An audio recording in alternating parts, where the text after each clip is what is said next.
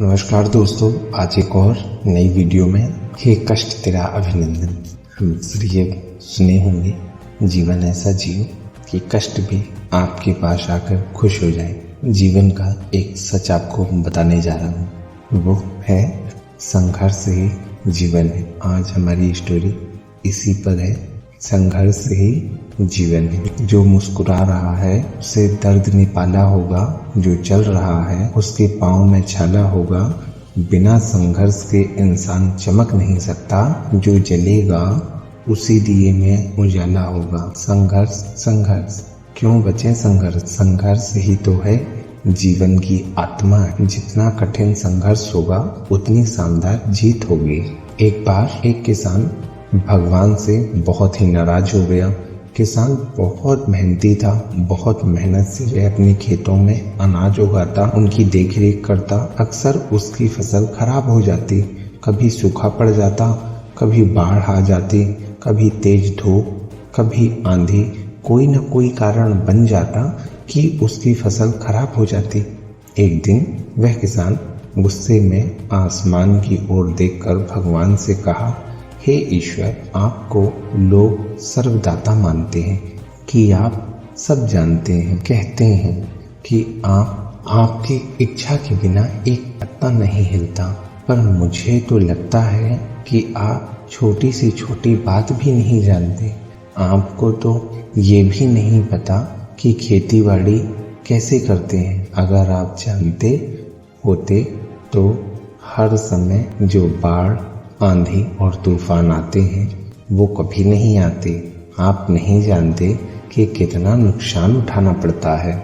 हम किसानों को यदि हमारे हाथ में यह शक्ति दे दें कि जैसा मैं चाहूँ वैसा मैं मौसम कर दूँ, फिर आप देखना मैं अन्न के भंडार लगा दूंगा। भगवान इस किसान के तीखे वाक्य सुनकर मुस्कुरा रहे थे और वह किसान के सामने प्रकट होकर बोले, मैं आज से तुम्हें वह शक्ति देता हूँ कि तुम अपनी खेतों पर तुम्हारी जैसी इच्छा हो तुम वैसा मौसम कर दोगे।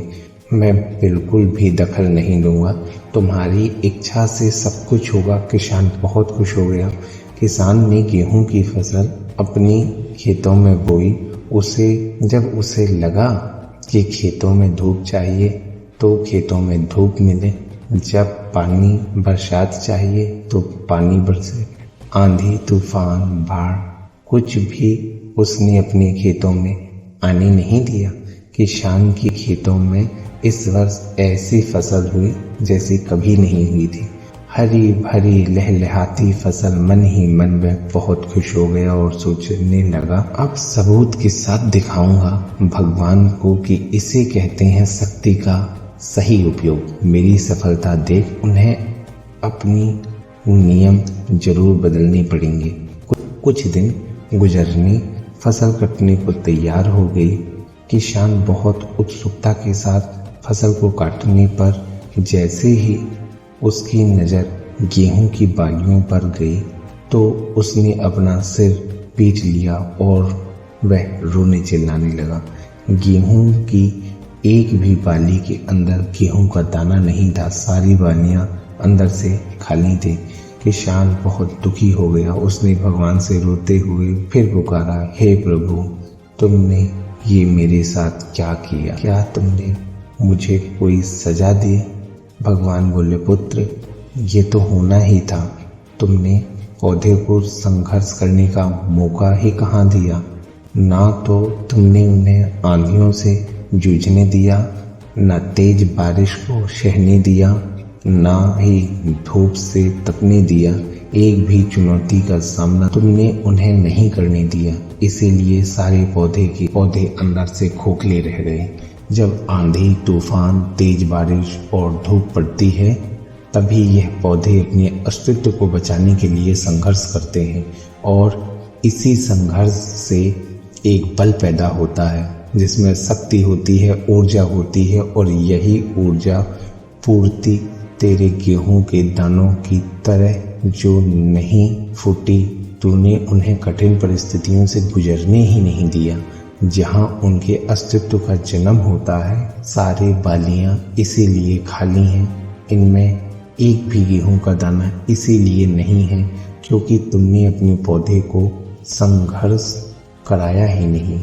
याद रखिए, स्वर्ण और स्वर्णिम आभास तभी आती है जब वह आग में तपने, गलने, हथौड़े से पिटने जैसे संघर्षों से गुजरता है। कोयले का टुकड़ा हीरा तभी बनता है जब वह उच्च ताप की मुश्किल परिस्थितियों से गुजरता है।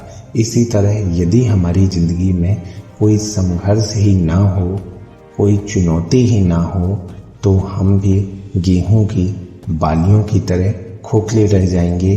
कोई अस्तित्व नहीं होगा हमारा। विपरीत परिस्थिति, चुनौती, समस्याएं हमें और अधिक निखारती हैं। यदि जीवन में कठिन परिस्थिति और चुनौती आए तो घबराना मत, बल्कि सामना करना। विश्वास रखना कि आप और अधिक निखर जाओगे और अधिक मजबूत बन जाओगे। किसी ने कितना सही कहा है, जिंदगी जीना आसान नहीं होता, जिंदगी जीना आसान नहीं होता। बिना संघर्ष कोई महान नहीं होता, बिना संघर्ष कोई महान नहीं होता। जब तक ना पड़े हथौड़े की चोट, जब तक ना पड़े हथौड़े की चोट, तब तक पत्थर भी भगवान नहीं होता, तब तक पत्थर भी भगवान नहीं होता। इन्हीं 2 लाइनों के साथ आज की वीडियो हम ख़त्म करते हैं।